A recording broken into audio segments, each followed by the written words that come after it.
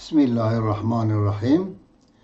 Temaşevanên delal, xuşk û birayên bi qîmet.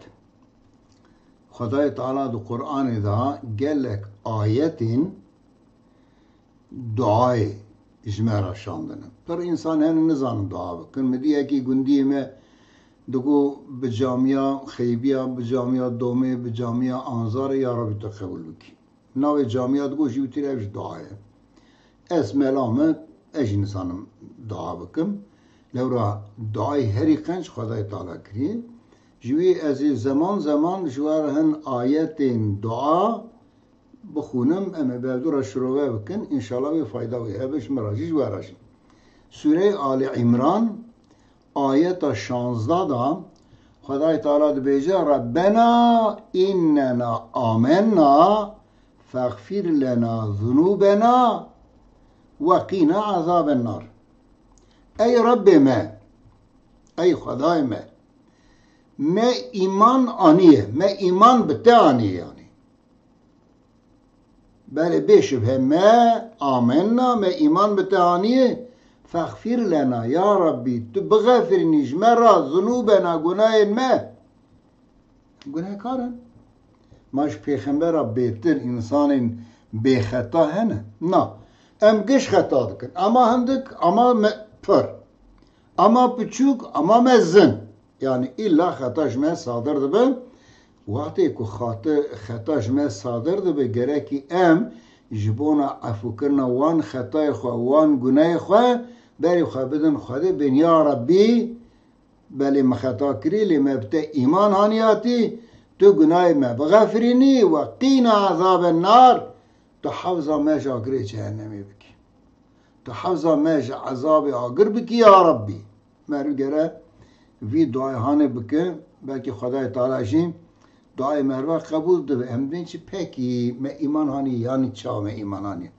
Rabbena innena amenna ya Rabbi me bêşibe îman hanîye manawî yani ya Rabbi me wisa bi te îman hanîye xaliq tu ye, tu tenê. Ji te zêtir xwedakî din tu neye. Emr û hukm jî ê te ye. Kanûn û nîzam ê te ye. Gotin ya te ye. Tu çi bêjî, te çi gotibe, te çi ji pêxembera re şandibe ew rast e. Me îman pê haniyatî. Qedênekê bêjin ewela 1500 sal berê bi hukmê 1500 sal berê meri niha nikare hukm bikin. Manaviya çi ye? Belkî pir insana fehm nakin. Manav yani duya hukm Kur'an 1500 sal berê nazil bûye. Yani bi hukmê Kur'anê merî nikare hukm bike. Bi hukmê kê dike? Bi hukmê Beyefendî. Ma tu ji Xwedê çêtir dizanî. Yani tu diye tamam ya Rabbi müfte iman haniye cemaat rukni Kur'an dixwînî çi camîdan mêşkî Kur'an dixwînî. Tu dibêjî ya Rabbi îşê te bi dunyayê tune karê te ji karê min û îdarê tune ez çawa bixwazim ez ê wisa îdare bikim dilê min çawa bixwaze ez ê wisa qanûn û nîzama derxim tu ji xwe re li esmana bi îşê te li erdê tune. Hukmê te em nikarin pê hukm bikin. Lewra hukmê te cem pir meqbûl nine. Bi gorî ürf û adetê niha, bi gorî mexlûqê niha, bi gorî zemanê niha em ê qanûn û nîzama çêkin pê hukm bikin. Ev ya dibe îman tu Xwedê. Hem tu dibe ya Rabbi me bi te îman haniye hem jî hukmê Xwedayê Teala dişînin tu pê hukm nakî. Vaya nabîman. İnsanekî ji destî wî were bikaribe bike. Ha bi zor tiştek pê binikirin tiştek dinê. İnsanekî hukm destî wî dawe bikaribe bi hukmê Xwedê hukm bike û ew insana bêje min îman hanî dereva dike di serê Sûreyê Beqere da ayeta 6 da qasîdê bîra me dibêje çi dibêje innellezîne keferû sevâun aleyhim enzertehum em lem tunzîrhum la yu'minûn. O ayeta 8 da jî Xwedê dibêje ve minen nâsî men yekûlu âmennâ billâhi vel yevmil âxiri ve ma hum bimü'minin. Jî insana gelekî kes hene dibêjin me îman bi Xwedê bi axirêt danî feqet îmana wan tune ye.